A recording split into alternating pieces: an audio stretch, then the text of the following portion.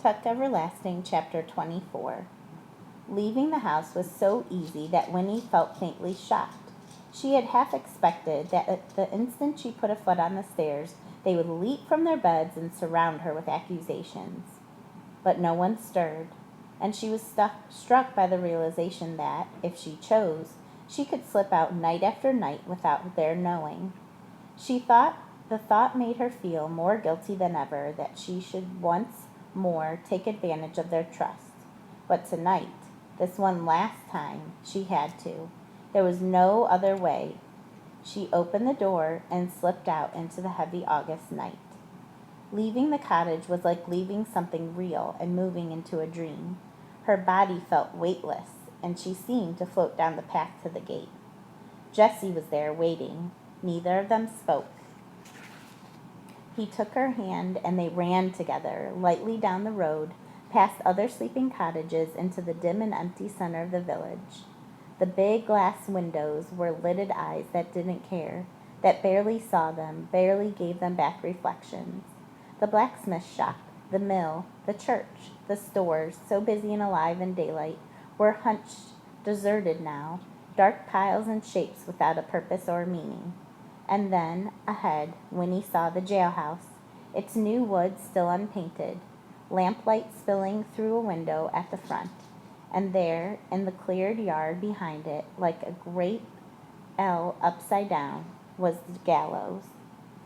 The sky flashed white, but this time it wasn't heat lightning, for a few moments later a low mumble, still far away, announced at last the coming storm. A fresh breeze lifted Winnie's hair, and from somewhere in the village behind them a dog barked. Two shadows detached themselves from the gloom as Winnie and Jessie came up.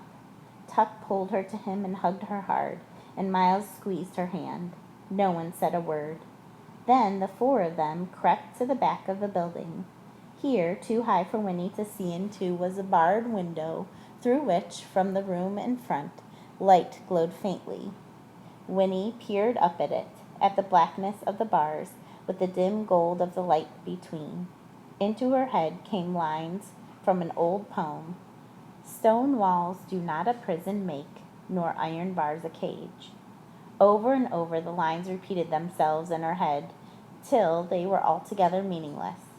Another roll of thunder sounded. The storm was moving near. Then Miles was standing on a box. He was pouring oil around the frame of the window. A swirl of wind brought the thick, rich smell of it down to Winnie's nostrils. Tuck handed up a tool, and Miles began to pry at the nails securing the window frame. Miles knew carpentering. Miles could do the job. Winnie shivered and held tight to Jessie's hand. One nail was free, another. Tuck reached up to receive them as they came out one by one. A fourth nail screeched as it was pried up, and Miles poured on more oil. From the front of the jailhouse, the constable yawned noisily and began to whistle. The whistling came nearer. Miles dropped down. They heard the constable's footsteps coming up to May's cell. The bar door clanked. Then the footsteps receded. The whistling grew fainter. An inner door shut, and the lamp glow disappeared. At once Miles was up again and prying at the nails. An eighth was out, a ninth, a 10th. Winnie counted carefully, while behind her counting, her mind sang, "Stone walls do not a prison make." Miles handed down the prying tool. He grasped the bars of the window firmly, ready to pull, and stood poised. What was he waiting for? Thought Winnie. Why doesn't he? Then a flash of lightning, and soon after a crack of thunder. In the midst of the noise, Miles gave a mighty heave, but the window did not budge. The thunder ebbed. Winnie's heart sank. What if it was all impossible? What if the window would never come out? What if... She looked over her shoulder at the dark shape of the gallows and shuddered. Again a flash of lightning, and this time a crashing burst of noise from the swirling sky. Miles yanked. The window frame sprang free, and still grasping it by the bars, he tumbled backward off the box. The job was done. Two arms appeared in the hole left by the missing frame. May! Her head appeared. It was too dark to see her face. The window What if it was too small for her to squeeze through? What if... But now her shoulders were out. She groaned softly. Another flash of lightning lit her face for an instant, and Winnie saw an expression there of deep concentration, tip of tongue protruding, brows furrowed. Now Tuck was on the box, helping her, giving her his own shoulders to pull on. Miles and Jessie close at his sides, arms upstretched, eager to receive her bulk. Her hips were free now. Look out! Here she came, her skirts tearing through the rough edges of the boards, arms flailing, and they were all in a heap on the ground. Another crash of thunder muffled Jessie's bursting, exultant laugh. May was free. Winnie clasped her trembling hands thankfully, and then the first drop of rain plopped precisely on the tip of her nose. The tucks untangled themselves and turned to her, one by one, as the rain began. They drew her to them and kissed her. One by one she kissed them back. Was it rain on May's face, on Tuck's, or was it tears? Jessie was last. He put his arms around her and hugged her tight and whispered the single word, remember. Then Miles was on the box again, lifting her. Her hands grasped the edges of the window. This time she waited with him.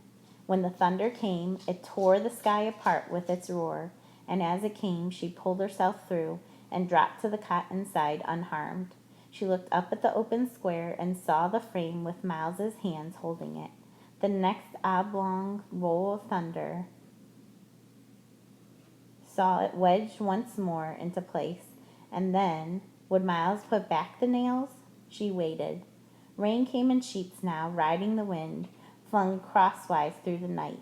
Lightning cracked, a brilliant, jagged streak, and thunder rattled the little building. The tension in the parched earth eased and vanished.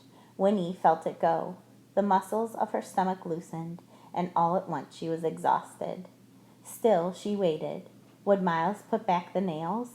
At last, standing tiptoe on her cot, she grasped the bars of the window, pulling herself up till she could just see through. Rain blew into her face, but at the next flash of lightning, looking down, she saw that the yard was empty, and before the thunder followed, in a pause, while wind and rain held back for one brief moment, she thought she heard, fading in the distance, the tinkling little melody of the music box. The tucks, her darling tucks, were gone.